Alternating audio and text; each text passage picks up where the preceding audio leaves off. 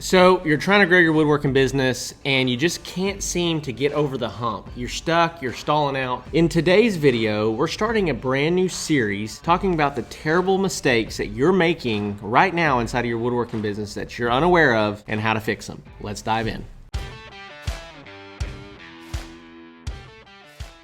All right, well, welcome back to the channel. Welcome back to the podcast. If you're listening to this on the Handmade Business Secrets podcast. And in today's episode, I want to go ahead and dive into a three-part series that we're going to do, ultimately titled The Terrible Mistakes That You're Making Right Now in Your Woodworking Business. And so these are all the mistakes that I made when I first started out, and these are the mistakes that I see most every single person that we talk to making. You may not be making all of these mistakes, but I guarantee that you're making probably at least one of them if you're having difficulty growing or scaling your company. As we dive into this, just have an open mind. I'm not here to be critical, I'm here to help. And so I'm here to help you find solutions to these challenges that you're having a tough time overcoming. So we're gonna jump right in. So number one, the first mistake that you're making inside of your woodworking business is that you are building stuff and then hoping to sell it. You're building stuff first, then hoping to sell it. And so what do I mean by this? Most people, and myself included, when I first started my woodworking business, I was like, okay, the long game, ultimate goal here for me to get started is there was a trade show that was about an hour away from where I live. That's a really big trade show. There's like 30,000 people that come to this thing like once a month. I'm like, okay, I'm gonna build $10,000 worth of furniture, get a booth at this trade show. I'm gonna take it up there and I'm gonna sell all my furniture and off to the races we'll go.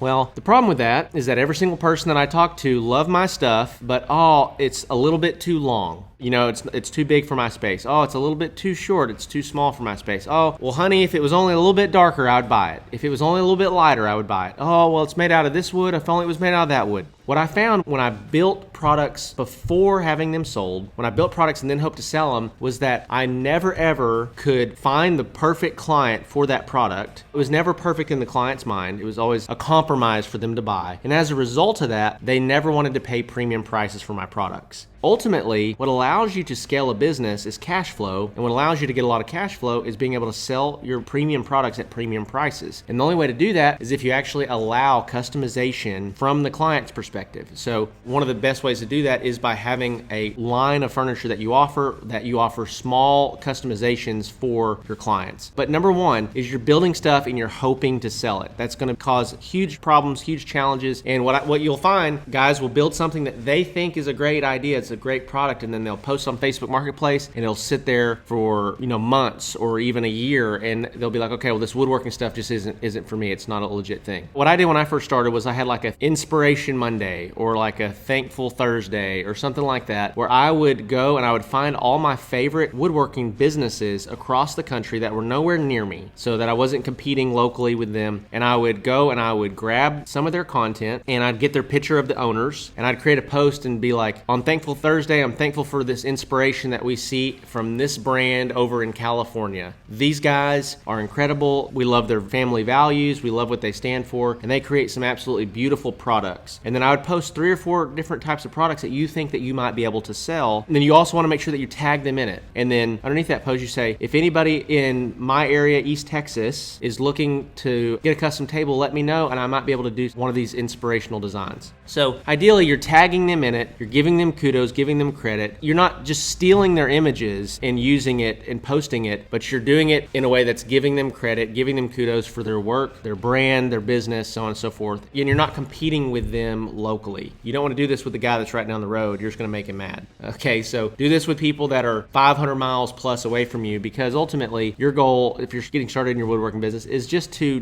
dominate your local space. If you can dominate your local space, you can really grow to be a pretty big business. So that's number one, is you're building stuff and you're hoping to sell it. Quit doing that. Figure out how to get more products in front of your ideal customers where they can place custom orders. You can justify higher prices, and you're not stuck building something, hoping to sell it, and it never sells. It just becomes your dining table for the rest of forever. That's number one. Number two is that you're not building a brand, and as a result, you're competing on price. You're not building a brand, and as a result, you're competing on price. And so, guys, I talk to woodworkers literally every single day. Every single day, I take calls with woodworkers that are interested in joining our program. And what I find through probably half of them, they say, well, I just can't compete with these guys that just went and bought a drill and a miter saw, and they're batching out these tables for $500 a piece, right? Well, you don't want to compete with them. That's the whole idea. You don't want to compete with people based on price. What happens when you compete based on price? Well, the winner sold it for the least amount of money and made the least amount of money. Okay, so that is a battle you don't want to win. You don't even want to acknowledge that battle. You don't even want to get into that fight where you're competing on price, because there's always somebody that's going to be willing to make less money than you are. It's what we call a race to the bottom, and you don't want that inside of your business. What you want is you want to compete based on value, based on brand. A few examples that I use to really bring this idea home is like, if you look at a Nike shoe or a Gucci shoe or a Walmart shoe, you look at how much material was used to make each one of those shoes. It's not really very different. But why is a Walmart shoe $40, a pair of Nike shoes $140, and a pair of Gucci shoes $740?